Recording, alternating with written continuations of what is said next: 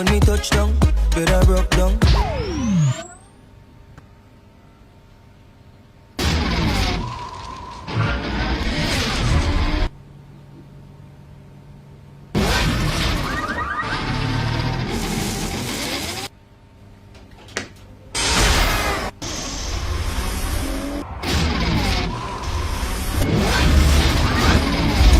With Gamtel G-Fiber, now you can enjoy super fast internet in gigabytes. G-Fiber is affordable, stable, secured, and accessible to homes, businesses, and enterprises. With Gamtel G-Fiber, the future is speed.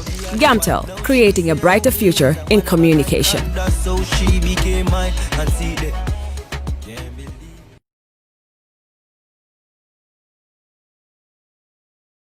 All right. Honey, did you remind him that the last time he sent the money, it was not enough to buy all the provisions? Oh, sorry, I forgot to tell him. Are you guys talking about money transfer to buy provisions? Yes. But don't you know about Baluo? Baluo? Baluo? What is Baluo? Baluo is a service that your son can use to send provisions directly to you guys from the shop. And you don't have to worry about the exchange rate. Tell me how Baluo works. It's very simple. Just log on to baluo.com and shop, or download the app on your phone. You can shop on the website or using the app to buy online basic products for your family and friends. With Baluo, you decide what your money is spent on. Your money, your choice. Buy online products for your family and friends in the Gambia, Senegal, Nigeria, or Mali. Baluo, better than sending money. Are you thinking of owning your dream homes? EJ Investment is here for you. Secure our quality bungalows with 2, 3, or 4 bedrooms, or our story buildings, 3 or 4 to 5 bedrooms at very affordable prices with flexible payment plans at our Sanyang Seaview Estate, where you can enjoy the cool breeze with modern infrastructure such as tar roads, covered drainage system, modern electrification with street lights, gated entrance with security posts, and social amenities such as gas station, shopping mall, medical clinic, park, schools, children daycare, and a lot more. Our dedicated team of professionals will keep the estate clean at all times, provide security and patrol team within the estate premises, install latest technologies such as CCTV, Wi-Fi, home network installation, solar panel, and power backup system. Also, check out for our additional home facilities and interior design service such as premium tiling, wall plaster, home landscape, fingerprint home lock, and a lot more. Visit our office at Senegambia Kololi Highway and get a free site visit tour, or contact us on 4464838. WhatsApp us on 3259220. Or you can visit our Facebook page or Instagram on EJ Investments. EJ Investments, we are first in properties.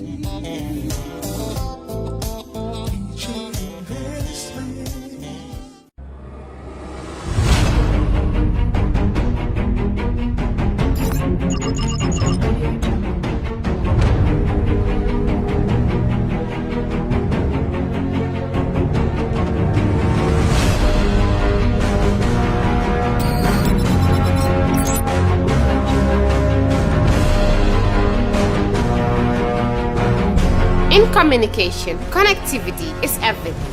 We ensure that the links never sleep.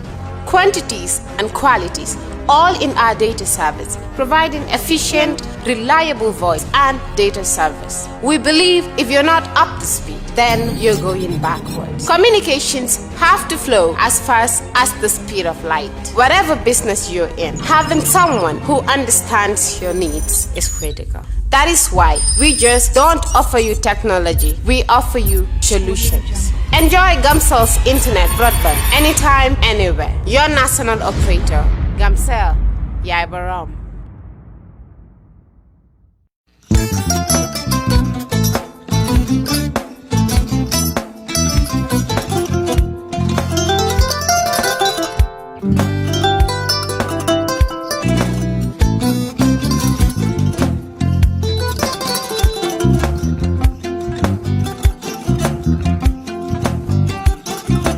Agada.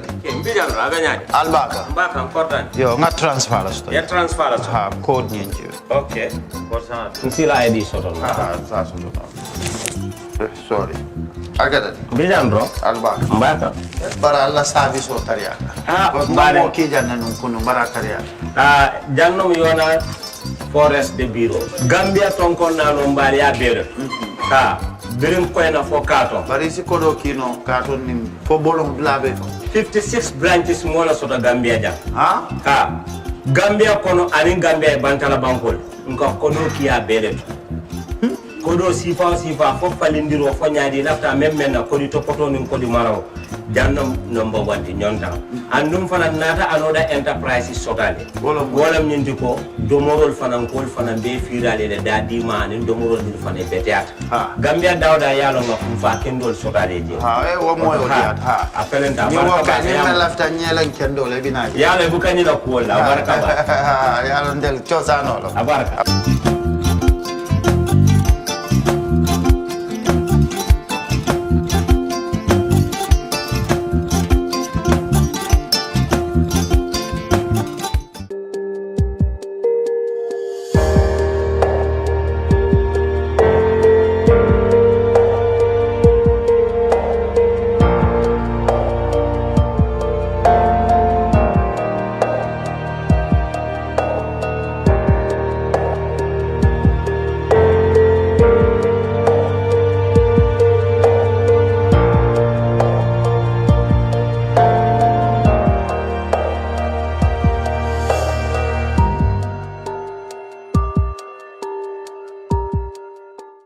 Hello and welcome to the brunch on Kerr Fatou Live. I'm Lamin Cham and welcome wherever you are watching us from to our weekly current affairs program on Kerr Fatou platform, that is.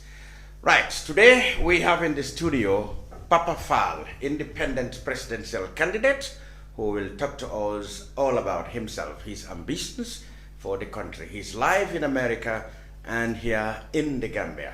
We will also talk about other issues in the news, such as the much talk about subject raised by Tourism Minister Hamad Ba and his response from the United Democratic Party leader Ousainou Darboe on whether there are indeed Gambians who, because of land pressure, had settled in Senegal. We talk about that, plus the controversial loan scheme for parliamentarians. And to help me to confront Mr. Faal and other issues is Nfamara, usual panelist, lecturer at the University of the Gambia. Nima, welcome. Thank you. And Nfamara Jawneh, who's a human rights activist, and he is the head of a very well-known, active and effective NGO, Kanying.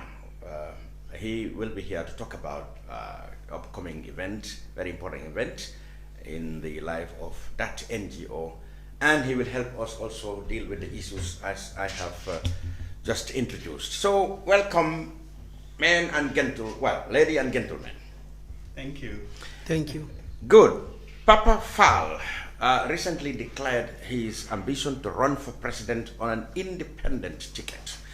Well, when the news went around, many people formed opinions and made commentaries. So we will put some of these commentaries and opinions to Papa Faal. First things first, who is Papa Faal? Where do you come from? Papa Faal, I am actually going to first thank you for having me here. Thank you. It is truly an honor to come and discuss with you our plans and the future of this country. I also want to thank the Gambian people for their time and open-mindedness and patience. Papa Faal, I was born in Brikama in 1968. Wow. Yeah, long time ago. And well, you said long time ago. There are people watching you. Long time ago. There are people watching you who say that was yesterday. So yesterday, right? To me, it's a long time ago. Well, obviously. I grew up in Brikama, I have my parents, both parents. My father came from Mauritania, and my mother, obviously, is from. His father and Sadauda are from the same mother and father, Sifo Jawara. I think everybody knows Sifo Jawara. Relationship, because. So how are you first related to Sadauda? Before we move on. He is my great uncle. Okay. His immediate brother, Mama Fati, Sifo Jawara. Mama Fati had Sadauda, Sifo Jawara, Nasise Jawara, and I think one more is Buba, who passed away. Okay. So that means Sadauda's direct or immediate siblings are Sirifo, Nasise, Sirifo, and Sadauda himself. And Sadauda himself. Yes. Okay. Yes. So, we lived in a very small, close compound in Brikama. Yeah. So you mean your mother was Sadauda's child? Niece. Okay. Yes. Right. Yeah. Okay. Yeah. So Sadauda's sister's daughter. Sadauda's brother's daughter. Ah, okay. Sadauda's very confusing. Now I know. Yeah. You know, Nasise Jawara. He lives just like a stone throw. There are two Nasise. That was the confusion. I think Jawara had a sister who's Nasise, and then named a child after Nasise. Nasise, yes. Yeah. Which of the Nasises is your mother? Is your niece? Nasise Jawara is the old Nasise. That's Jawara's sister. Jawara's sister, who we have SO2 Faal and Ablai Faal and the others who came from there, from her. Nasise's younger brother, and Nasise is and then Basadi. I forgot the Basadi Jawara. Yes, Basadi Jawara. I forgot Basadi Jawara. Yes, in Kanifing. I think Sadauda is the youngest among them. Or maybe it's Buba. I think.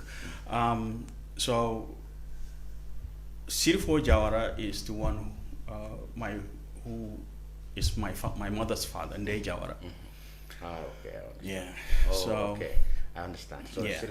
Sirifo Jawara. All right. So carry on. Yes, from Brikama. Yeah, so I grew up in Brikama. I went to Brikama Primary School, and I transferred to Dasilame right after the 1981 coup d'etat. Okay. Went to Dasilame. Dasilame near the border? Not near the border. The one by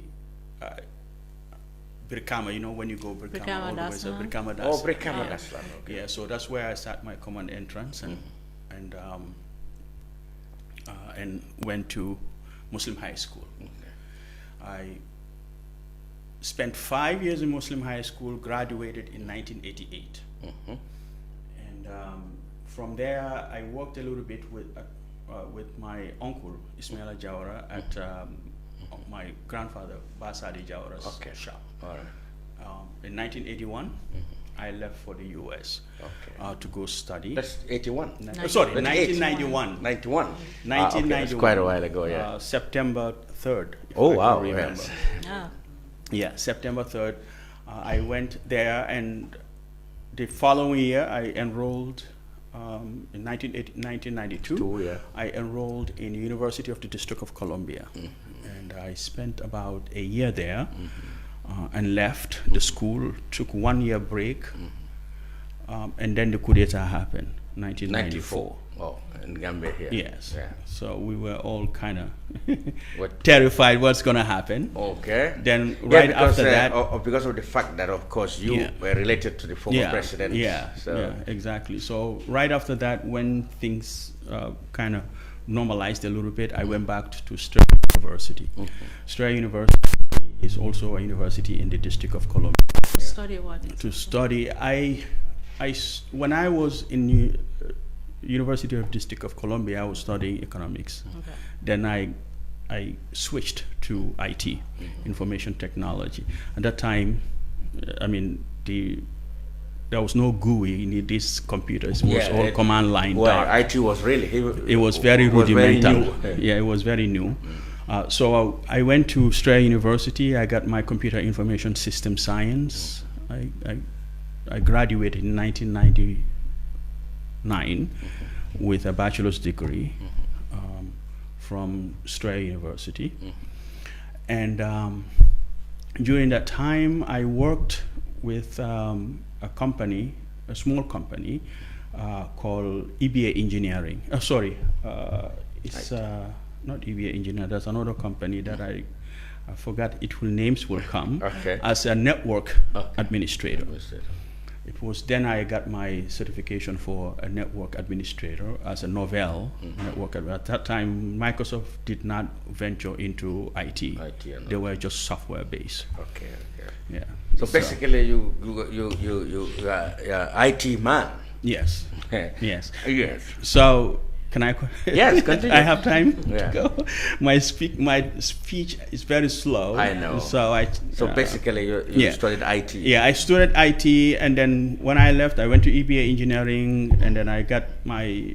That was around 2000. Yeah. I left EBA. I went to Kaiser Permanente. I got my Microsoft certification, the Microsoft Systems Engineering certificate, MCSE. Yeah. Then prior to that, though, I do have my certified network engineer with Novell. Okay. So I was a network engineer at that time. Basically. So, yes. Good. To cut a long story short, then you obviously went to the army in the United States. Yes. That was the last job you did before coming back to the Gambia, isn't it? Yes, I enrolled in the army in right after the World Trade Center bombing. Yeah, that's right. The 2001, 2002. September 11. Yeah. So what happened? What inspired me to go into the army? You know, when you are doing work and your heart is not there. I was doing IT, but it was actually not something that my heart is. You really I was very good at it, but I was getting well paid, but I wasn't happy. Oh, okay. So I enrolled into the army, the Air Force. Air Force. You want a much more active or Yeah. proactive, adventurous life. People thought that I was crazy because going into there, your pay is far less than what you're having there. Okay. But what I realized was that I was more content. I love the military life. I love the You wanted an adventurous discipline life. and everything else there. You went to the Air Force? I went to the Air Force first. So I can imagine, I can believe that you can fly a plane. No. I'm scared of heights. Okay. Believe it or not. So I spent time. I moved around in the Air Force, and then I wanted to go into the officer corps. The Air Force, there was a long waiting list for people to go into the officer corps. Then I went to the Army as an officer. So I went to cadet. I went into Fort Benning, did my training there, but unfortunately I got some knee problems. By the time my knee healed, I had to go back to another base, then come back and continue my training. When I went into the other base, which is Fort Gordon, I spent a little bit of time there. I forgot that the date that I was supposed to come expired, so I couldn't come back and continue my Army officer training. So I just remained as a non-commissioned officer. So that's when I spent about 3 years there. I traveled sent to Afghanistan, and which of the province? Hemlan or no, it's Paktia. Paktia. They call it Paktia province. Solano. Okay. Solano. I spent a year in Solano. You were exposed to warfare. Solano is quite an interesting area. Yeah. It's a dark base, meaning that they don't allow lights. Oh, really? Because where the base is at the bottom is surrounded by hills, mountains. Oh. So every now and then, almost daily sometimes, you will have rocket fire from the mountains. They will just come in and boom, and they disappear. Harvesters will go looking for them, and they cannot find them. These helicopters will go try to find them, and they cannot find them. So But at some point you'll get used to it. That is the scary part of it. You know, I remember my first day in Afghanistan when the rocket hit. I was almost about to go to bed, and the rocket hit. We all had to go into the bunker. I forgot my shoes outside. Rushed in.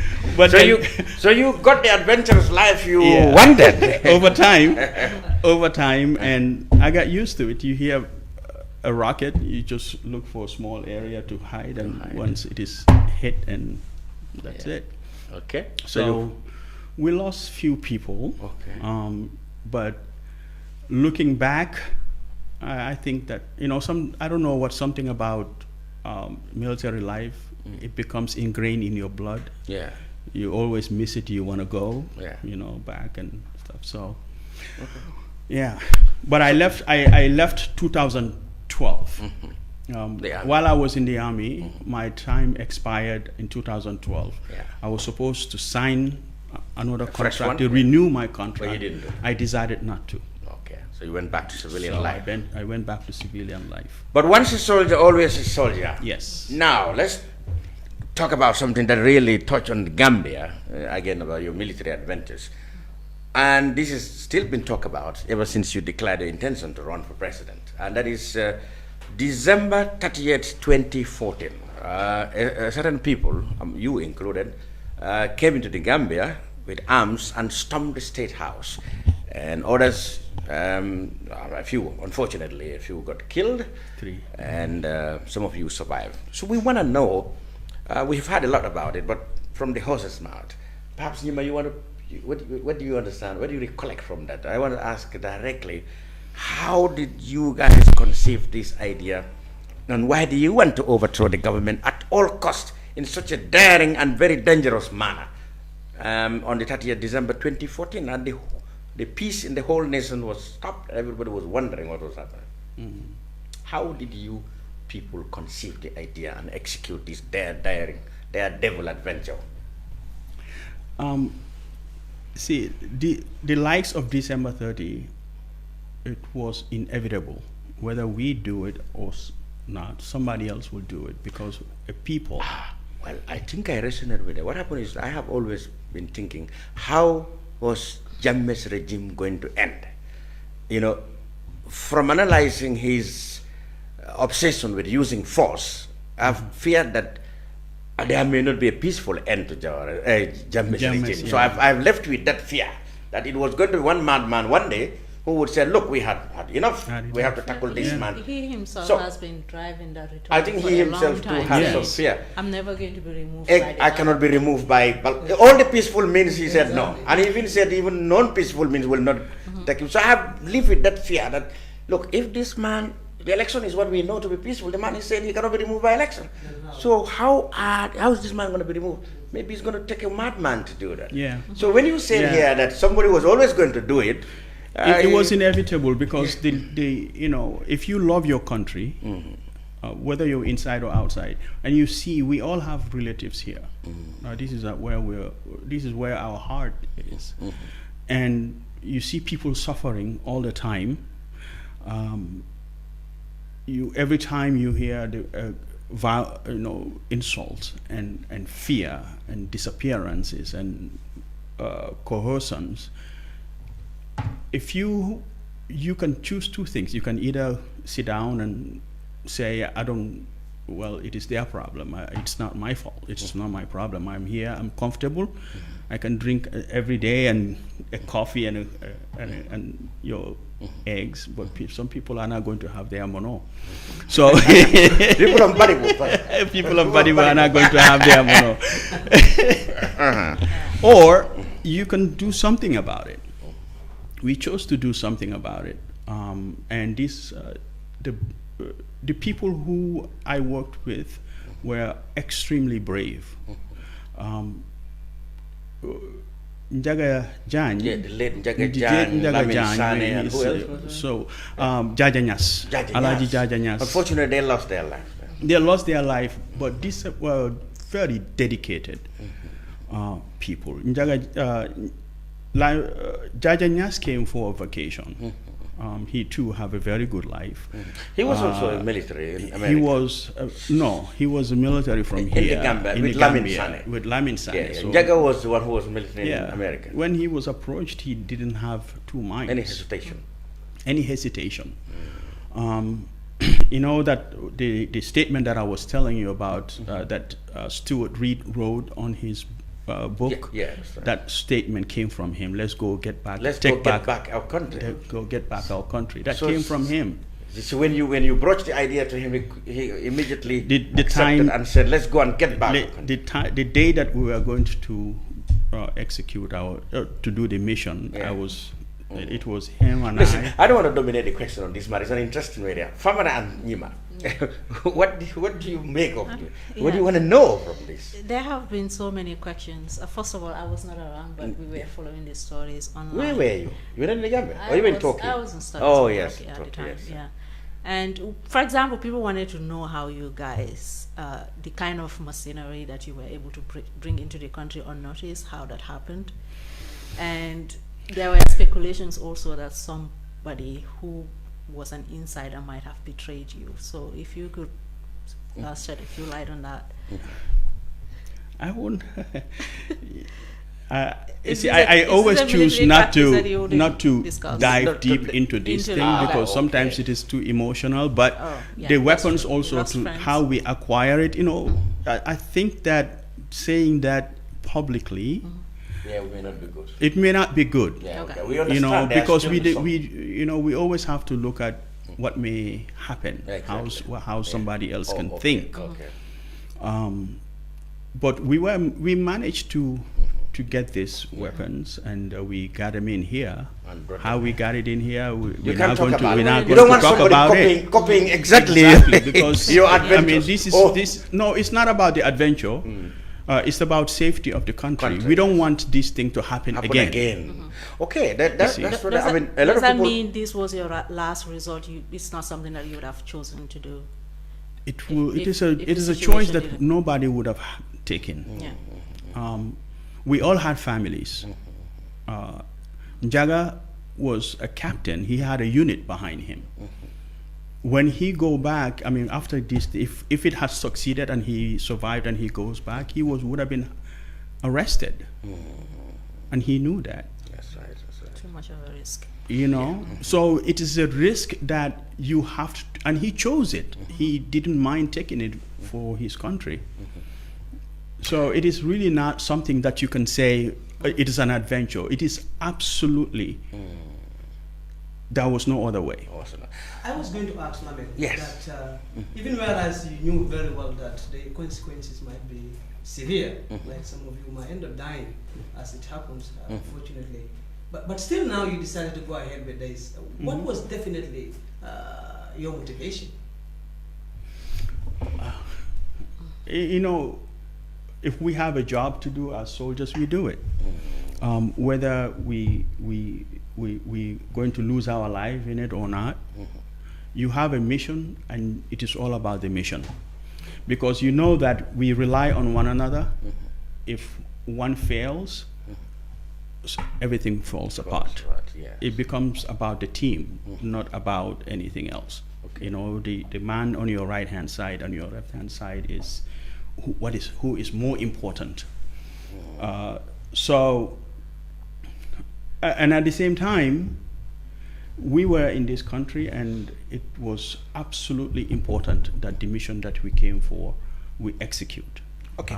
Yes. Now, I have a quick question. Go ahead. I know that we need to move beyond. We will go. We had to move beyond. We will move. I know this is not a comfortable topic, but many people are interested in these things. Exactly. So but this is an important episode in your life, and people wanted to know how this happened. I mean, if you are from the outside looking in, some people would say this was foolhardy. It was very ambitious. You were just a few number of soldiers who have never served in the Gambia, majority of whom have never served in the Gambian army, so you probably do not even know what's going on the inside. Yet you are attacking from the outside. People say this is bound for failure from the beginning. There was no way you guys were going to succeed. Could you say in hindsight that it was short-sightedness on your part to have ventured on this journey?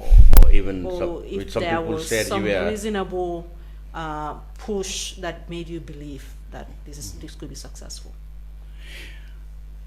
I think that the way we planned it, had it been executed that way, it would have been successful. Okay, all right. The problem that we have is, for every mission, whether it is ours or outside missions like the US missions, you always have a reliance in the internal force. Not the military force itself, but people who are inside who can be able to help you navigate through certain things, get intel and others. We relied on people who failed us. Yes. I know the details of the operations would be, in the light of what happened, I am working on a book. Oh, okay. I wrote it and I put it aside. No, I put it aside. Yeah, I know. Because it is, like I said, it is always a sensitive issue. So down the line, maybe down the line, you guys will have a full detail. Because always people always ask me, how did you escape? I said, my grandparents will tell you. My grandkids will tell you. My next question was, how do you escape? But then there was intelligence. You people are in the country. In fact, in the days immediately, President traveled out of the country and came back. There was intelligence that you people are in the country. Yes. Why do you think President traveled? And there was talk about initial plan being ambushing his convoy, etc. I know these details are still not very comfortable to talk about because they are your plans. But what would you say prompted Jammeh to travel at that time? Many people said he knew about it. He was not comfortable sitting in Banjul to watch it. He didn't know the strength of the invading team, so to speak. And he used a military strategy to get away from the scene. When we were inside in the country, we really truly didn't know that there were not there was an intel going on. We didn't know. We were working, we planned, and then the plan changes based on his movement. Now, when I went outside of the country, that's when I realized there was a Washington Post journalist who really saw this as really weird. How can a tyrant like this be pushed by the United States? And then he digged in and found out that actually the US had tipped off a week prior, had tipped off through Senegal.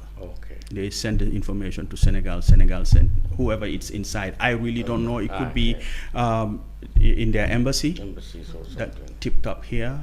So Jammeh really knew that we were here. The good thing is they didn't know when and where, because we were always one step ahead of him. So he left quickly, knowing that he probably attack knew was imminent. He knew it was imminent. So he ran away. That's what you would say. Maybe he's a soldier. He's a soldier. He knew he's a tactic. He knew how to save his skin. So he was rather ahead of you instead of you ahead of him. But unfortunately, it's not a laughing matter. This was a dire development. Many people said you guys were reckless, irresponsible. You knew you would have put people's life in danger if you were to go on an open shootout with state guard members. You knew always there was going to be violence, and you didn't care about the lives of the people, the population. That wasn't the case. You always knew you were going to be firefight. To take Jammeh State House, when the fighting would happen, will determine the casualties. Now, we had 3 opportunities, and each one of them we had to do an assessment to see what the collateral damage would be, and we always moved back, knowing that the collateral damage is not actually worth it, and then we canceled. We canceled that. Wow. Even the day that Jammeh was going to get out, we had intel that he was leaving. We were already in our gear waiting for an ambush. But the time that he changed, the initial plan, the initial time would have been perfect. No casualties. The second time, then he changed the detail. Until daylight, we stopped. Because we know that you agree Jammeh was ahead of you people? You said you were ahead of plan, but he was always ahead of you. It wasn't that. It wasn't that. it wasn't that he knew that we were going to do that operation, but I believe that he was. I mean, being a military person, he probably has advised us, knowing that these are the places that you might be vulnerable. So broad daylight, 11 o'clock might be the best time for you to go when there are people. Because no sane person will attack people at that time. So we were very, so you were conscious about possible collateral damage. Yes. So you cancel plans accordingly. We canceled plans. We could have gotten him, and many times, and. Really, the civilian casualties and the collateral damage in the buildings and everything else were always on our mind, and we canceled. This operation, the last operation, was that we had to do it. There was no way around that. It's either we do that operation that day or we get out. So I think after all said and done, you were glad. This was our discussion for today. And we talk about your political career another day, but unfortunately. So this is very interesting. I just want to let Gambians know that there were the Njaga Jan, Lamin Sane, and Alaji Jajanyas, they really sacrificed. It is not something that they will do just as an adventure. They were dedicated, and they really were concerned about the conditions of the Gambian people. So I think that if you look at it, they're all successful outside. But they sacrificed. They could live their life without having even stepping their foot in the Gambia. Yeah, but the fact remains that there are people who still have this opinion that, you and your colleagues and people who sympathize your cause said the government or the Gambian people should do something in return for them, their recognition. But many people feel that, their adventure was itself rebellious, unconstitutional, so they shouldn't be recognized, they should just be treated as rebels, etc. Those are opinions you hear about it. What do you make of them? You cannot reconcile all those opinions. You see, people will always have one opinion that is, they see things differently. We try to tell them that, look, this is not what it was, what you're thinking about. Thomas Sankara, today we are praising him. When they executed him, at that time, then they killed him. I'm sure there are some people who would say, good reading. Who celebrated, yes. Good reading. But now, on the hindsight, it's different. You see, fighting for nationhood is not easy. It's not easy. Rescuing a country that is in a tyrannical condition, it is not easy. It will have to cost blood, whether it is ours or somebody else's. See, we cannot fool ourselves that Jammeh's removal or his leaving of this country was based on elections. No. If that was the case, we will not have Economic here. That's right. He wouldn't have respect. So you believe that there was always going to be an element of force to end Jammeh's regime. That's what removed him. That's what removed him. But after all said and done, you guys are pleased that he left peacefully. Yes. Okay. Yes. Now, let's talk to your president. Let's talk about your presidential ambitions. After going all through this, you come now with an image, a very divided image about yourself. People think, okay, this kind of person cannot be trusted to be president because he had participated in trying to overthrow a government, and others said, well, he is the type we need. So tell us, why do you think you get into politics?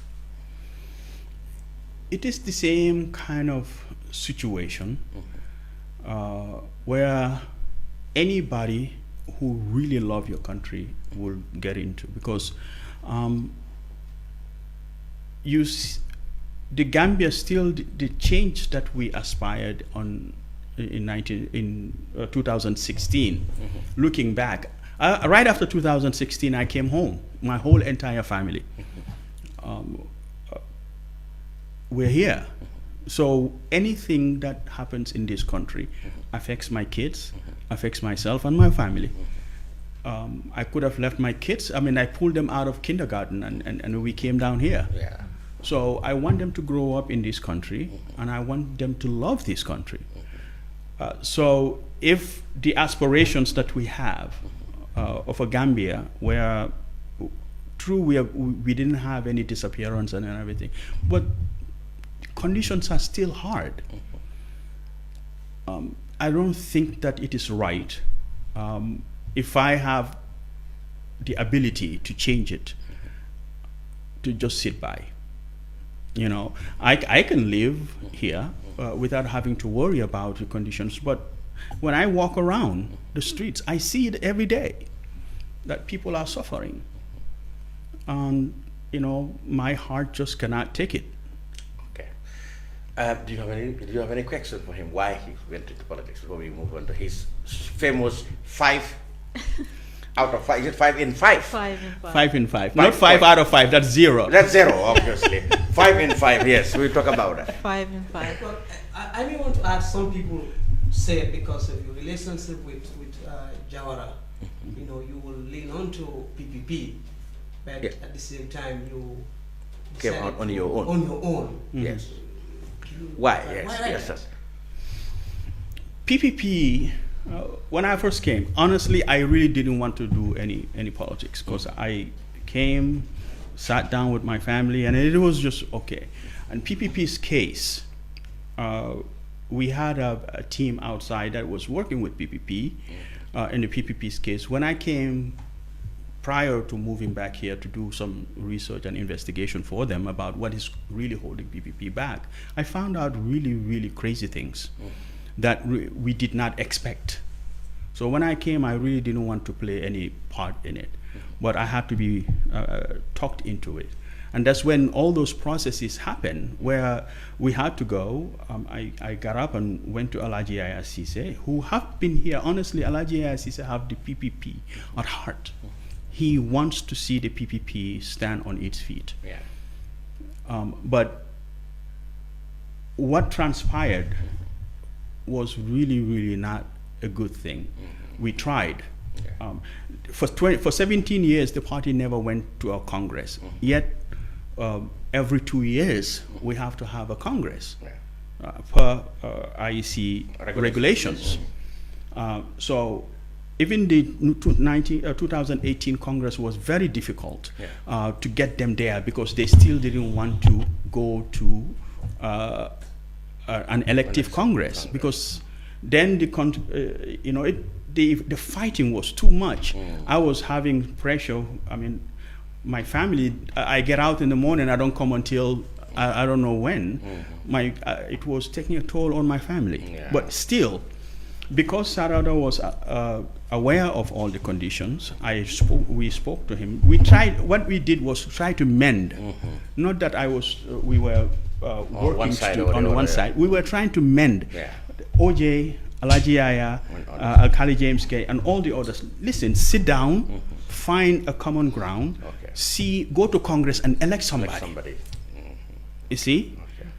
That was difficult because the other side didn't want to. Okay. So, in short, the PPP was divided into two now. Some went to form the Gambia for All.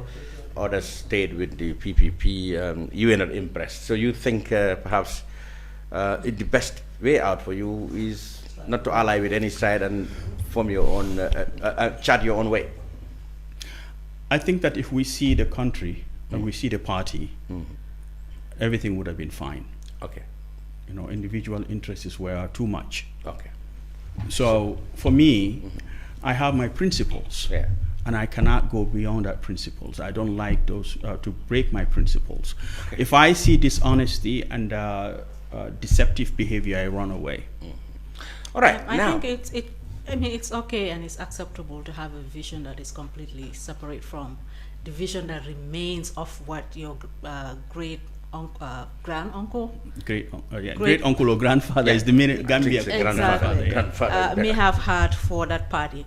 But here is the thing that I wouldn't say a concern, but something that intrigued me is you leveraging on your relationship with Sada Jawara.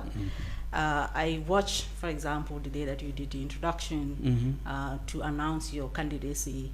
I think one point that has been made mention of severally is your relationship with Jawara, and here again on your manifesto, yes, his face is on there. Yeah. What is the exact purpose of you aligning yourself so closely, regardless of your relationship with him, with Jawara especially, putting it out there politically? Is it something that you think would gain you support, and for why would you think that? No, it is not about gaining support.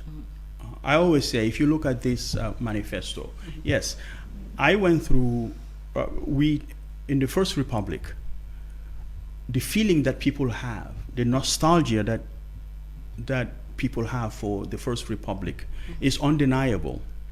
You can go from here to Koina and you ask anybody about that First Republic. The good things that the Jawara government did in this country, it is still instilled in people's hearts until today. Okay. Now, I have, before his passing, Sadauda, I've always been there with him, updating him about the PPP condition. I would have loved for him to be alive when PPP was, when we were able to, but we couldn't do that. That's one thing. The second thing is, like I say, if you have a good thing, I'm not saying that my relationship with Sadauda is a great thing. He's my grandpa. You know, if he did amazing things for this country, he fought hard for this country. People are nostalgic. For them to have a redress, we have to have that connection with the First Republic. Because if not, what will happen is they're going to always think, oh, that's another failed government that will come. The policies that we have, if you look at it, you know, reviving the GPMB, reviving the Commercial and Development Bank, the NTCs, and those were good policies that were there. So if we understand you, the good legacy of Sadauda Jawara, you're not exploiting it. You're not exploiting your relations with him to get to try to attract that nostalgia and love that people still had him. But you believe that the PPP, which was his baby and could have really benefited from this legacy, because they are split now, they missed out the opportunity to tap on that. So here you are, who believe these things are still very good things to really leverage on, and that's what you're doing. Yes. Yeah, but also it seems that there is a strong belief here that Jawara's legacy were good enough and they needed to continue. Is that what I'm hearing? Yeah, and the PPP, because they are divided, missed out on it. See, the thing is, we want PPP to come back, legacies we revise and everything else. It didn't happen. We split. GFA is over there. PPP's ideologies are social democrats.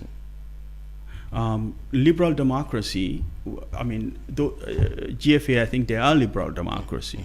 Or I've read somewhere they're participatory democracy. The economic conditions that we have before was conservative at the same time, not too liberal. You know, so I can say it was a mixed economy. It worked for this country. Yeah. People were happy. You know, if we can bring that back, I think that people will appreciate it. Those who were not there before may have a doubt because they didn't live it. And they hear that Jawara's regime was corrupt. Sadauda's regime was corrupt. He is not corrupt, but others are corrupt. I don't get that. Good. Corruption starts from the top. Yeah, he definitely was not corrupt. But then there were others who were corrupt. Yes. But then now, the thing is now, how can you do this on your own? Like the other setups are parties like PPP itself, the NPP, the UDP, GDC, all those are set up because of a group of people who have split themselves into campaign secretaries, deputy mobilizers. You as an independent, how can you run your campaign successfully as an independent person? You don't have a party or a structure where people, or do you have a team of people? Is it not going to be very difficult to really carry this burden as an independent candidate? I mean, Barrow was backed by, he was independent, but he was backed by a lot of people. He was a different independent. But you will have to shoulder all the responsibilities on your own. Do you think this is possible? I'm not doing this on my own. Yes. First of all, this endeavor, like I said before, if you look at PPP, when we became on a Congress, there was talk that I should stand. I did not take it. I backed Bibi Dabo because I knew that he was the right person to get the party on its feet. That's past. The reason why I brought that is that I am not power hungry. When I came back 2014, I had to go back. I took a leave of absence. I already have my ticket. I'm not power hungry. I think that if you're ready to work for your country, there is no enjoyment, because you see American presidents, they go in and they come out gray hair. This work is really hard. If you get in and you're still skinny, I tell people, you will succeed. But if you gain weight and you're fat and you cannot walk, then you're not doing what you're supposed to do. This is hard work. So do you see any politician who went there? I don't know. I'm just saying. I can count them. I am just saying. I can count them. Saying. I have no stakes. I can count them who went there. Now they are. But I have a very strong team. I have a very strong team. I was invited into this process. Okay. I was invited into this process. We chose independency because we've seen that the party politics that is going on in this country is too much. The infighting, the power, the struggle for power and everything else, it's just too much. It defeats the purpose. While the people are suffering, we decided to go to independence. I was honestly invited into it reluctantly because they've been following me since the PPP time. Okay. When we were struggling. So we have a very strong team. We have structures, just like the political parties. Okay. Although we are independent, but we're structured. Right. People would like to know one or two members of your team. That's what they always say. Yes. You know, I always say when you have a team, time will tell. They will come out at the right time. You know, we have to let them do their work. Okay. Now, let's talk about 5 in 5. First, we start with number 1. Number 1, citizens reorientation. I need to look through that. When you say citizen reorientation, very briefly, because I want us to go through all these 5 in detail, what do you mean? Citizens reorientation is completely national service. We believe that the direction that our citizens are going on right now, we have to change it. It is not really a good path. We need people who are upright citizens. We need people who love their country, and we need people who are hardworking. Any country that you see succeeded have a citizenry that is really, really well structured and work for their country. That's the reason why we have this citizens reorientation for national service, and not only national service, but it has to be the government's responsibility to train its citizens to make sure they are ready to participate in the economy. When you say national service, do you want to how to call militarize? Militarize. That's what people say, but you know what? What is wrong with that? Because if you look at being a military, it's not a job. It's a service to your country. If we're able to get, we are very tiny, I always say, we are a very tiny country, 2 million people. We are inside a country that is perhaps 10, 20 times. 16 million. 16 million, you know. If we're able to, I'm not saying that Senegal will trample on us or anybody, but we have to always look at what may happen, not because it will happen. You prepare for what may happen. If it doesn't happen, fine. If it happens, great. You are prepared. Maybe because of your military background, you felt that at every school, everybody who passes through the school must go into national service to be taught in one military doctrine or the other, and then you carry on to do your own thing. So you have a background to defend. I think I have a background to defend that, because the thing is, my character, I believe that my time in the military, the experience that I have, I would love for everybody. You see, yes, people may think that it is all about weapon. No, it works on your mind. You have your mind and body. Your mind is sharp, your body is strong. You see, then after, and the nationalism comes into play. Because one good thing about the military. Use this part. I'm just glancing through, and I think it's well thought out, but it's also very comprehensive beyond what we may have in mind. The militarization, I think, is building the character of the people, reorienting their minds to take responsibility for their country rather than relying. Exactly, that's what it is. So it's not all about weapons. It is not about weapons and military discipline. Military discipline. To be patriotic. Yes, that's one good thing about the army. They are taught to be united and pursue one very patriotic cause, and that is it. The interest of your country. The interest of defending the interest That's one of your good thing country. about the army. Everybody is focused on one. Yeah, that's good. If you look at the United States, you always hear we will defend our national interests at all costs. If they don't have a strong military, I mean, they used to induct people. They moved away from that. They made it voluntary, but then they attract people through funds. They will pay for your school. They will train you. But those are the things. Young people, if you go to a university, you will find the military down there recruiting. Why would they do that? Yeah, because they want the bright. They want the best and bright. They want their citizens to work. The best people, the best entrepreneurs in the United States are military servicemen. Okay, that is one. Number two. Yeah. Let me just browse through the first orientation. No, I know this. You know the orientation is two parts. The military service is there. That's the one where we talked about. The education part is there. The reason why we put that there, because this is very important, is that we are a nation that without professionals. We don't have trained doctors. We don't have trained nurses. We don't have firemen. We don't have good teachers.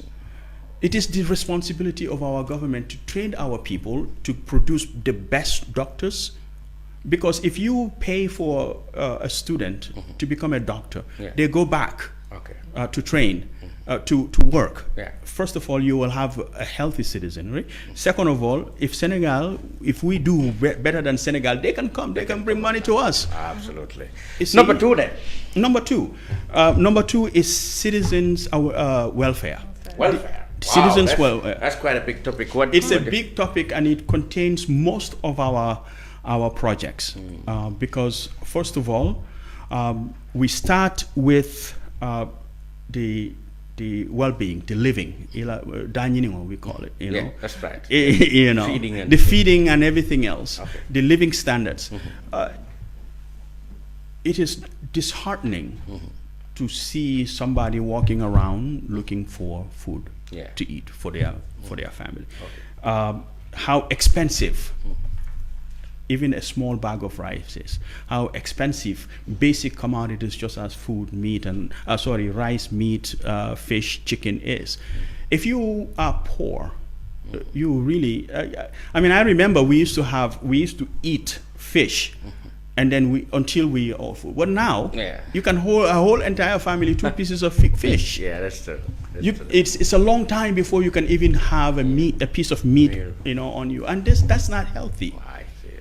So we want the government. You prioritize. There should be abundance. We should have an abundance of food, and that means that first of all, taking back our ocean, empowering the Gambians to do what they're supposed to. Means we lost our ocean. We lost our ocean, though. To some interest. Honestly, that's what happens. We see it all the time. What have we lost is that when you go to right now, people are complaining that there's no fish. We don't see what is going on the horizon, but we always hear. Of course, there's this contracts for foreign vessels. Foreign vessels coming in and they don't only fish, they grab. What I mean grab is that they have this huge fish nets, and they carry from even the baby fish. They will take it, and they will process it inside their vessels and ship it out. And what I know, I read a research that says that they come in, they pick our fish illegally under the another flag and take it to I think it is Vietnam. They will take it to Vietnam, label it as Vietnam, and take it to another country to sell it. While we are hungry here. Absolutely. I think that we need to rethink about those things. So abundance of food is welfare for the citizens. Yes. That's number 2. Number 3? Number 3 is how to call it? Combating corruption. Combating corruption. Wow. Sinyama has already I must say this is really impressive. Very impressive it's manifesto. So comprehensive. Right. We took a long time to write this thing. Combating corruption is number 3 because we feel that corruption cannot be eradicated just by talking, and it cannot be eradicated by being soft. I always say corruption undermines growth. It undermines everybody. Even every single one of us is a victim of corruption. So we have to put a stop to it. I call it a cancer, and it is a cancer. We've got to cut it. We cannot wiggle around to say somebody did it, then it is okay for us to do it. It is not. That's not how it is. We hold people responsible. We heavy punitive consequences. So to make it as a deterrent. We're not saying that we're going to do it without going through the law, but we have to have laws that are severe enough, and we have to have laws that have to be implemented. That's what my belief, and I think that no country will progress without that. How bad is the situation of corruption according to you now in this country? Honestly, I see a lot. I mean, we can talk about other international agencies saying, oh, Gambia is doing better on this index and that index. Is it trickling down? Yes. It is trickling down. It is not. I live around the corner over there. I remember we have this I always point this out because the thing is, I had this guy who came from the United States, want to invest here. Luckily, my wife and I visited him because I think we were trying to figure out what he. So he was explaining to us that he had such a hard time that they came in, somebody came in, and since after they made him run around until he's tired, they came in and said, look, okay, we will do a partnership, 60-40, 60, 35, and 5%. Why is the 5% unknown? Wow, interesting. Unknown. They didn't have any, they cannot, the person did not say that he doesn't know where that 5% is going. To go. We don't have to have an empirical study to really know that there is the corruption is rife. Okay. Good. Number 4. Number 4 is digitization. Wow, that's your profession. So yes, computerization. That is my profession. Yeah. Yes. That's it. But we had here, philosophies like e-government in the 2000s, but not much headway. If you just to talk about it, it is not easy. Yeah. This thing is not easy. It starts with the infrastructure. Today when you want to go online, you have to spend a lot of money to even go to YouTube. Yeah. The infrastructures have to be in place. I saw we have about 50-something, I have IT. I have this budget that is coming in right now. Okay. Information and communication technology, 72 million. 72 million cannot do anything. We need to build the infrastructure.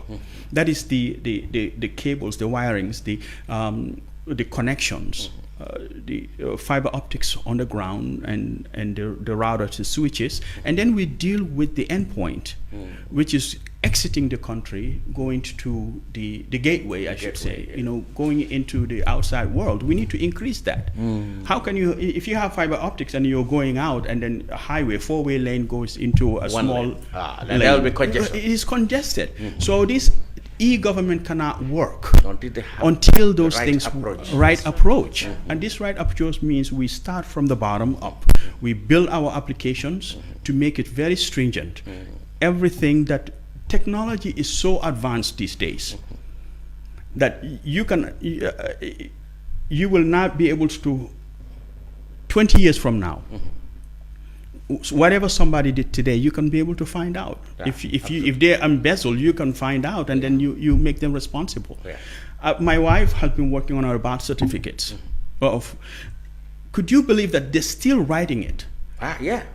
My birth certificate. They still look for it manually. Yes, they're still looking for it manually, and then there are some that have gone. My age, my birth certificate, my data is gone.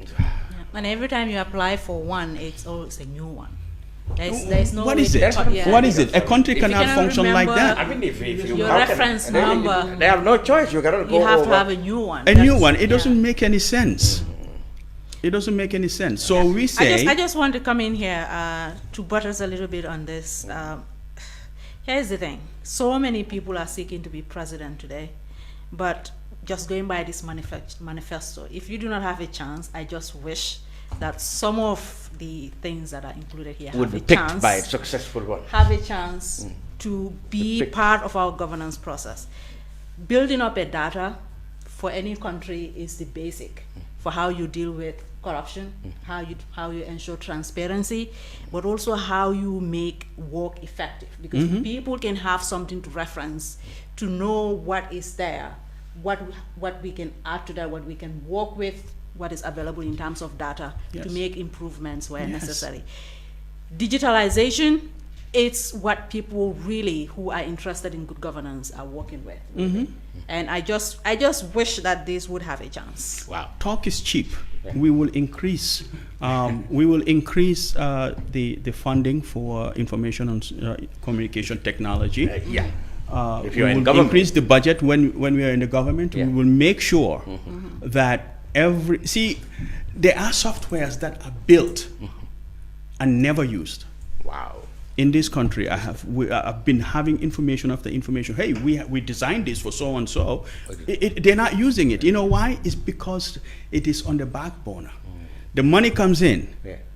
Donor, build this application. We want to. It gets some gets diverted, or perhaps some get paid. What is the word used? Spilled. No. Spillage. How do we call it? Transfer money used meant for this one to the other one. Rerouted. Finance Ministry has a term. Environment. So the popular environment comes in. So the thing is, so they get that money, they get the application developed, and then it sits there. Now looking for another opportunity to get more money to build another application.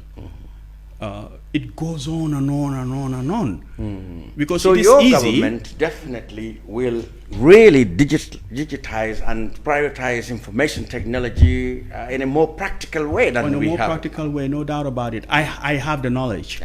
That's your built passion, I built networks. That's my skill. Good. The fifth one? The fifth one is the tax reform, the civil service and public service restructuring and security service restructuring. Well, that government is saying they are doing that. We hear the president said last time they had an audit exercise and they removed some thousands of ghost workers, and this security reform they said is going on, albeit not well. It is really been criticized left, right, and center. Like I said, talk is cheap. Action speaks louder. How would you have done it differently? I agree with you. How would you have done it differently? I will, for me, the army, the military service itself, we have to assess and see where their priorities are. We get them. We have the Navy, because our seaports are the most vulnerable. Where is our vulnerability? We put more resources there. Speedboats, trained military, Navy that will be able to take care of that. In our military, we will make them professional. I don't like seeing the military, our service personnel walking around without a hat.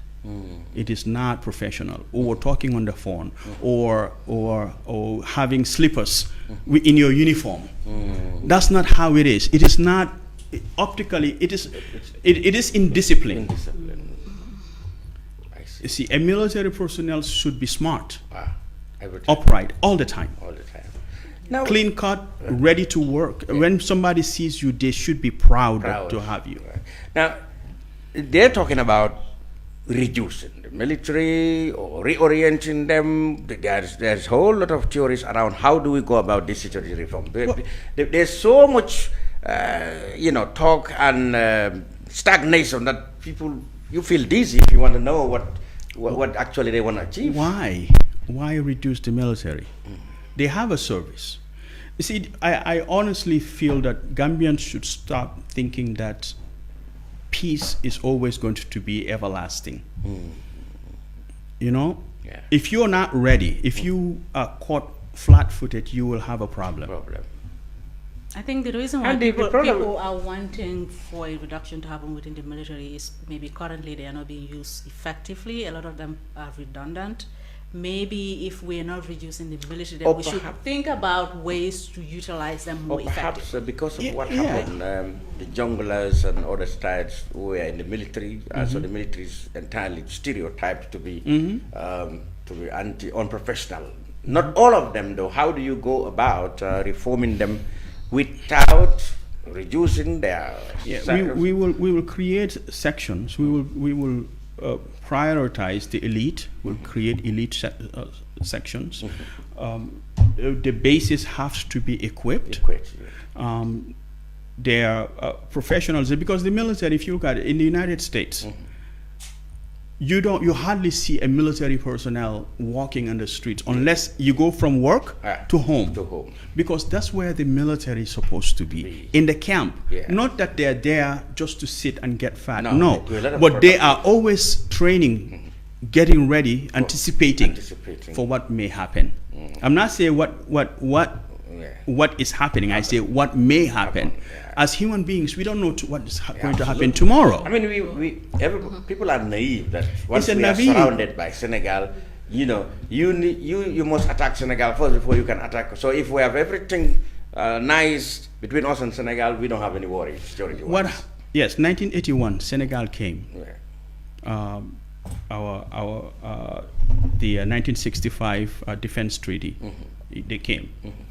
1989, I think they left. Abruptly. All of a sudden. Leaving us so vulnerable. Okay? 1994, they had the opportunity to stop it. They didn't. Who had the opportunity? Senegal. Oh yeah, they didn't, because it's political reasons. So why would you think that it would be that such a thing would not happen? Such thing will not happen tomorrow. Like President of Senegal and President of the Gambia can be in bad terms. Yes, it's possible. That's true, because that's what it takes. Politicians. That's what it is. One mishap at the borders can create havoc for us. So we definitely have to have an independent security arrangement of our own. Definitely. We're a small country. We need to realize that we're a small country. So how would your government react to the current situation? Foreign troops, keeping foreign troops, not wanting them to go early, for one reason or the other. I think the conditions here is still fluid. It's still fluid. I think. This is my belief. You agree with the government that I believe that they should be here. Foreign troops are still needed. They are needed until we're able to get our security reforms. This is very important. That is one thing you agree with the government of the day. I do. Okay. I do. It's not all bad. See, the economics present here, we should not be naive, honestly, that everything is hunky-dory. It is not. It's not. For all we know, there may be some people parked in some other area that are looking for vulnerabilities coming into the country. Okay. Gambians, we should really not hesitate and speak through our emotions. We have to think what may happen, what could happen, what could happen. Everything that a government should do, everything that a government can do all the time is look at what may happen and find ways to provide tools that can mitigate those things. But I think, Lamin, again, I think one thing that Gambians are talking about, many Gambians, is the slow pace of the reform, security sector reform. Yes. So if we don't know when is it going to complete, then we didn't even know how long are they going to stay. Yes, that is the thing. We don't have a clear agenda. We don't have a clear process. Yes, you can say that you're doing a security reform, but what does that mean in terms of expediency for the exit of economic? That's another thing. We don't know. Good. So Gambians have to be, if we see that now they are fatigued, because no citizen want a foreign troop in their country. So that's what it is. Good. So now we calm down. So we're running down the clock on Papa Faal and his political ambition. Like I said, finally, let's look about current matters briefly. What is your position of your candidate or your political program as to vis-a-vis the electoral system? You know, the electoral bill has been debated. One of the hottest topics in the debate is whether we should migrate from marble to paper ballot. What's your position? See, for me, I always put my thoughts as soon as something comes up. I think about it and put it out. Gambians, beware. When this idea came first, I wrote that, look, the marble may be unique to Gambia. It may be rudimental, but it is secure. We've been having it. It's a tradition. We should hold it. Now the proliferation of all these political parties, including me, yes, yourself, including me. The IEC is worried that if there are many of your kind, plus the and the IEC is right about that. That you can have marbles and you have to have all these barrels and everything else. It makes sense, but are they ready with the paper ballots to make sure they are fraud proof? Because if we're talking about marbles, it's because we know that they are fraud proof. You can sit down here, somebody goes in and drop it, you hear that they dropped it. If they drop two, you hear it. Ding, ding, you hear, oh, no, you did something wrong. Right? On the spot counting. These are all things that makes us feel better. Now, if they want to introduce paper ballot, fine. They just need to make sure it is Gambians will feel safe and to know that their votes are not going to be manipulated. Just a few days ago, there have been an exchange between two people from the political divide. Hamad Ba, tourism minister, said there are Gambians who, because of land pressure, have migrated to Senegal. Now, Ousainou Darboe of the UDP believed this is a ploy by the government. He said it's a general plan. He alleged they intend to make cross-border registration. There is no justification or even an iota of truth that Gambians are living in Senegal. He believed that the government wants to find a justification to, register foreigners. Well, I think that the registration process happens through the IEC. Yes. The IEC should be responsible to make sure that every person who is registered is actually a Gambian. Yeah, but then that is their mandate. To become a Gambian is to acquire an ID card. If you give ID card to everybody who might not be here, and the IEC will have no control on that. In the past, Alcalos attestation can give you a voter's card. A voter's card. Many Alcalos have also been political. Yeah, the Alcalos are being political too. It's a dilemma, but I believe I think that if the information came from the lands office, the ministry responsible for land management, that land is actually scarce, farmers don't have anything, and the Ministry of Agriculture, then we can say something. But Ministry of Tourism coming in and say these things is just... What about I don't know. The controversial loan schemes for parliamentarians? They wanted 54 million to go into loans that they can access, that they can pay against, I guess, collateral of their gratuity, etc. I think it is ill-advised. It's ill-advised. it is really short-sighted, because the thing is, as parliamentarians, you won't know whether in the next elections you're going to be there. Yeah, but they said a gratuity is there. So, I mean, at the end of their term, they will be paid $800,000. So they said that can be used as a collateral. But here's the thing, your gratuity is going to come after the end of your term, yes, which may be 2 years. Why don't you just wait for that? Yeah, you exactly, wait for that. No, but I want to build my house over there, so I cannot wait for 2 years. It's coming out of a singular budget, this year's budget. It's very strenuous. The strenuous. houses in the next 2 years. According to the law, they might lose it. Yeah. Well, no, it's not even 2 years Gambian now. people, Speaking of a year, an average 1 year Gambian and a half, people exactly. don't have access to that. Yeah. I don't have access to loans like that to build my house. Why should they? And they create a budget line, which is. I think it is which really was in their role. it is wrong. I think that if they would have done it, they should consult with their constituencies and ask their permission to do it. They cannot just come unilaterally and do whatever. So we make a law that will make laws. Exactly. We put them there. Okay. We will vote for them. I mean, morally, I mean, ethically, it is not right. Good. Now, we keep you a little bit and turn to Nfamara.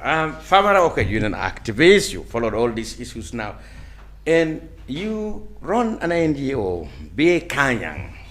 This is Mandinka for Equality. Absolutely. Good. What do you do?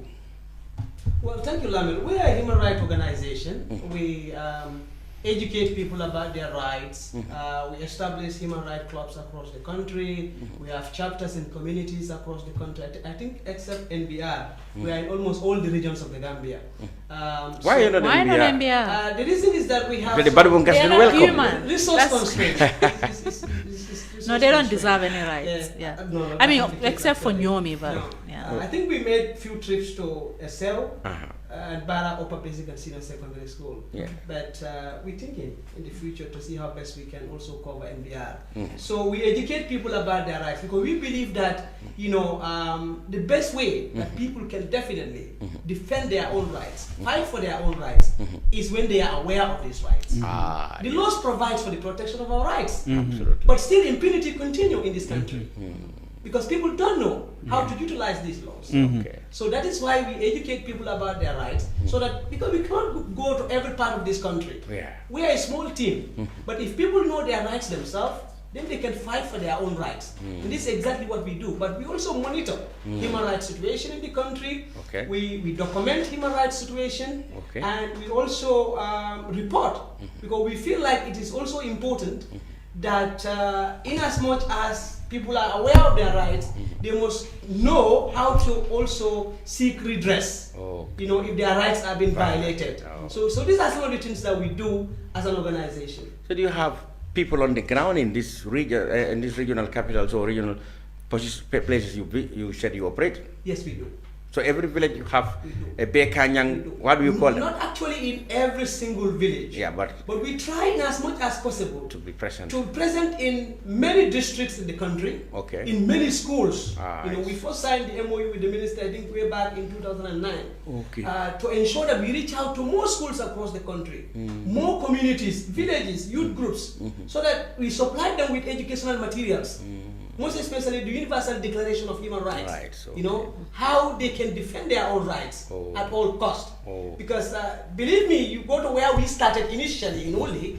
I'm not taking the credit for our organization, but I know very well that so many forces also contributed to that. But a young man will tell you, an old woman will tell you, and obviously that is telling you that somebody somewhere is trying to educate them about their rights, so that no one will definitely violate their rights. I see. So how successful nationally, except perhaps the NBR, where you said you probably don't have much presence visibly, but then how successful are you around the country? Well, I think we are definitely very successful. It's now becoming frequent that we receive requests now. At the beginning, we used to go to communities, telling them that, there is a need for you to have a chapter of human rights, so that you can be educating yourselves about human rights. But now it's the people who are demanding. Just yesterday, we received a request from Kato. So people are demanding for us to go there and help them establish human rights clubs, which I think is very important. You will see some of the schools recently while we are not trying to instigate violence or push students to indiscipline or whatsoever, but you see students will stand for their own rights. If the school administrations want to behave otherwise, students will say, no, this is our right. We've seen that all over in the country. And that's what I was worried about. Authorities might think that you are feeding trouble to the young people by preaching rights that might not belong to them. Well, but authorities have to understand that Gambia is a signatory to the UDHR, but also our constitution also provides for the protection of the human rights. And again, Pillar 1 of the NDP also talks about protecting fundamental human rights. So ultimately, we are complementing government's effort in educating citizens about their rights, so that no one will continue to violate their rights, as we've seen. I understand you have a congress. Is it a nationwide congress coming over? No, it's an award ceremony. An award ceremony, yes. So who are you going to award? Well, we are looking for 2 Gambians, at least 2 individuals, who during the past 12 months have definitely contributed to promotion of human rights in this country. Right? And they could be politicians, they could be farmers. They could be any Gambian. Who must have outstandingly contributed to the promotion of human rights in the Gambia. How do you gauge that? Well, we have a very strong committee. Okay. We have a very strong committee which also comprises of prominent human rights activists and defenders in this country. We're talking about the likes of Mati Jobate, who is the chairperson, Commissioner Gindu Drame of National Human Rights Commission, Seth Matijao, and others, and Mr. Bangura and the like. So these people are going to look at the nominations that people have been sending. In fact, today is the deadline for nominations. Oh, yes. If I wanted to nominate, say, Nyima. You should do it before midnight. You should nominate. Okay. Before midnight. So they are going to receive all the nominations and then go through the information that has been provided by people who are nominating and then shortlist 2 for us. When do you think the award, when do you plan for the award ceremonies? On Thursday, the 10th of this month. On 10th International Human Rights Day. Oh, that's what does the award come with? In Basse, Jawara. Oh, you're going to be in Basse? Yes, this time around. Okay. Because we started this last year and we had it in the Greater Banjul area. We thought this is important. That we know that there are other organizations who are celebrating International Human Rights Day in the Greater Banjul area. So since this activity falls on that day, we decided to go to the Upper River region. And you do the award? Yes, and give people in that part of the country also the opportunity to participate in the celebration and the award ceremony. How do you work? Who are your collaborators? The Human Rights Commission, the government, or how do you work with who are your collaborators in this whole exercise of reaching out human rights, sensitization, tours, etc.? Well, like I said, we've signed MOU with the Ministry of Basic and Secondary Education. So obviously the ministry is part of our partners. So you're mostly targeting the young. Exactly. So the National Youth Council, we've registered with the National Youth Council because we are a youth-led organization as well. But National Human Rights Commission, they are our natural partners. In fact, when they came in, they established what they call CSO platform, bringing together all the NGOs in the Gambia to work closely with them. They've already found you on the ground. Exactly. And I happen to be elected as the chair of that platform. Yes. So naturally they are our partners. But UN Office on Human Rights, Office of the High Commissioner. They are in the Gambia. UNDP is here. They are interested in human rights. UN Peace Building Fund is also interested in human rights. You know that if the rights are being violated, you cannot have sustainable peace. So that's all good. these Let me ask you finally, how do you see human rights situation in the Gambia from 2016 to now? We all know, of course, there are a lot of troubles with human rights in the Gambia during the 22 years of Jammeh. How improved do you think human rights situation in the Gambia? And are there still things to worry about? Yes, that's a very important question. Personally, I believe, that's my personal opinion, being somebody who has been around before the change, struggling with human rights education and then all stuff, and again, around again, I believe, in my honest opinion, we've registered significant improvements when it's come to protection and promotion of fundamental human rights. When Jammeh was around, one thing that we've always been clamoring for, calling for, was the establishment of an independent National Human Rights Commission. He never listened. He never listened. And now that we have one, that alone is very important. Then when you go to National Human Rights Commission, you see people filing complaints of human rights abuses and violations in this country. That is very, very important. But extrajudicial killings and the likes that we've heard about and we've seen in this country, as we are all following the TRRC testimonies, these are things that are not happening right now. But this doesn't mean that we don't have issues of human rights in this country. Okay. Access to quality education is a fundamental human right. Rights, yeah. We still have kids in the village, some are not going to school. Their rights has been violated there. Absolutely. Yeah. Journalists like yourself and some of your colleagues, we had issues here. Exactly. Some media houses were closed. Yes. Some journalists were harassed and intimidated. We had all these things. So we have issues that we definitely need to work on. But I think so far we've definitely improved. We're making progress. Yes. So, Bear Kanying National Awards? Yes. In Basse on December the 7th. 10th. The 10th. Yes. Good. Now, what kind of people will be there? I'm thinking about who and who are invited. Well, so far we've extended invitation to senior government officials. Okay. We thought it's important because this is a day for us to reflect on the achievements that we've registered as a country. As far as human rights is concerned. That really would have made the president start his tour. Did you invite him? No, we did not invite the president. You should have invited him. He will be in other parts of the country. Oh, he wouldn't be in Basse by the 10th? I'm not sure. Oh, okay. I'm not sure. I do know that he will be in Woolley, where I came from, on the 17th. And this award is on the 10th. On the 10th. So probably he may be around Sierra. And coming to Jawara. You should have invited him. We might try, but because I don't know, at the beginning we have easy access to the presidency. But now it's not the case. But now it's not the case. And I don't know why. That's another violation of human rights. But our policy don't change. Yeah. We are here to speak for human rights. Irrespective of whether you are happy with what we are saying or not, we'll continue to say it. Do you realize a shift in his attitude too? Definitely. Definitely. That's all the more reason you should invite him.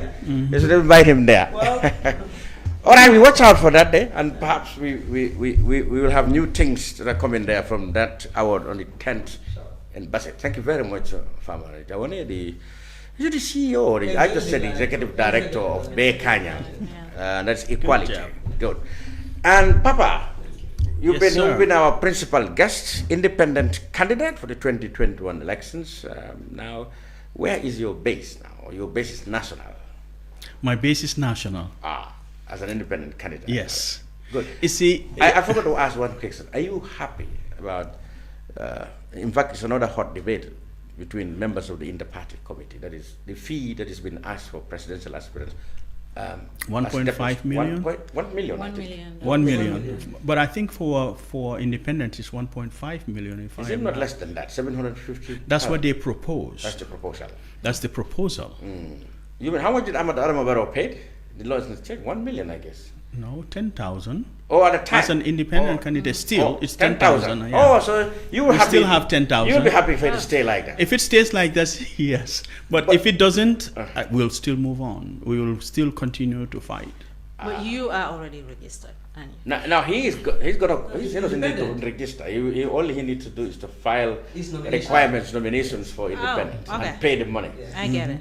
So for him, it is going to be 2021 before he faces the IEC with that kind of thing. But we are working really hard, and we are building our structures across, just like political parties. The people who find it difficult to identify independent candidates. They don't know the group. They don't know what. Are you going to have something like? How would you call your independent? If there is another man who's it, or it's just going to be your name. No, we call ourselves Team 2021. Team 2021. Team 2021. Fantastic. It's important that we talk about that. So you are Team 2021. Team 2021, team2021.org. Okay. We have a website where you can be able to go and download our manifesto, watch it online, read it online. So it's team2021.org. Team2021.org.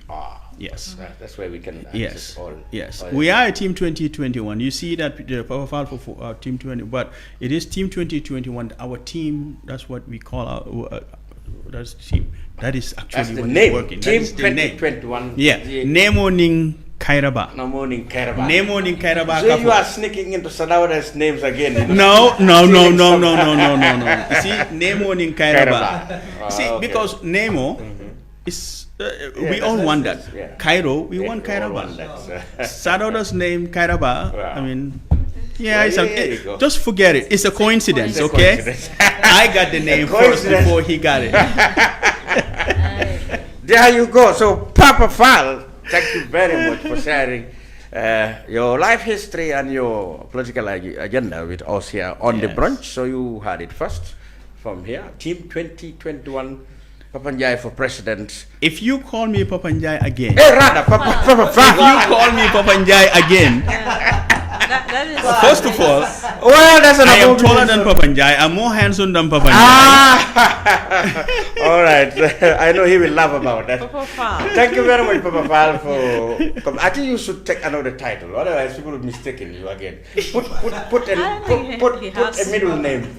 Oh, it's Papa J Faal. I mean, my middle. I do have a middle name, but you know what? I told him that I told Papanjai that he has to change his name, and he did. His name now is Papa Musa. Muhammad. Papa. It becomes a bracket. Muhammadu, yes. Momodu, Musa, Njai, Papa. So he followed that. Papa is like. Papa is last. Oh, thank you very much. Thank you very much for. Well, this has been the brunch on Kerr Fatou. Until we come back next week, goodbye for now. Thank you. Bye bye.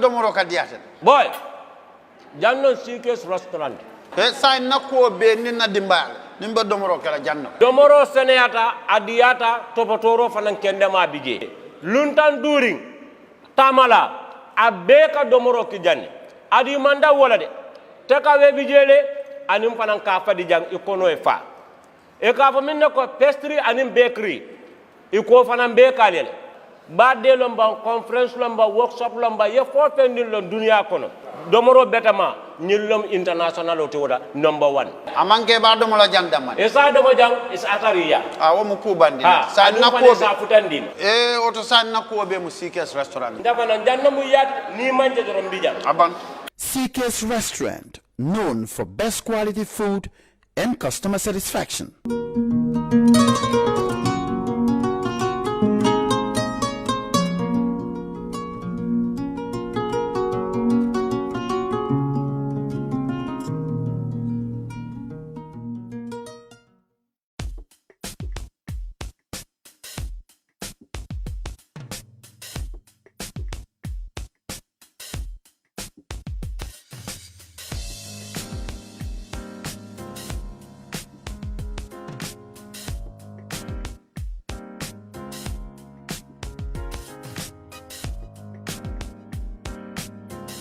Miss V Designer Outlet is the #1 quality and affordable stop shop for all your needs. Get your evening dresses, suit and ties, office wears for both ladies and gentlemen, beach wears, sport wears, pure leather shoes for men, quality belts, bags, heels for all beautiful ladies, original perfumes, accessories, and a lot more.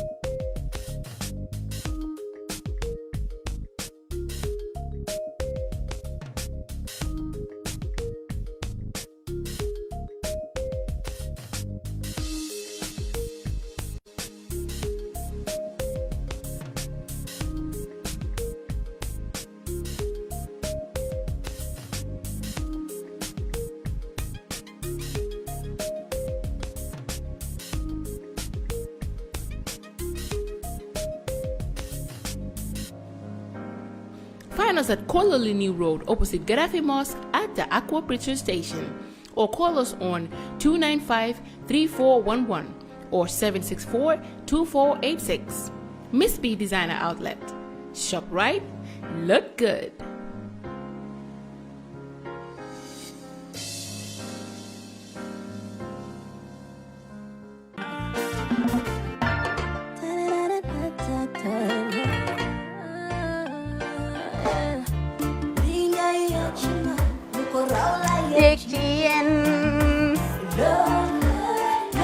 Love like fire. Wow.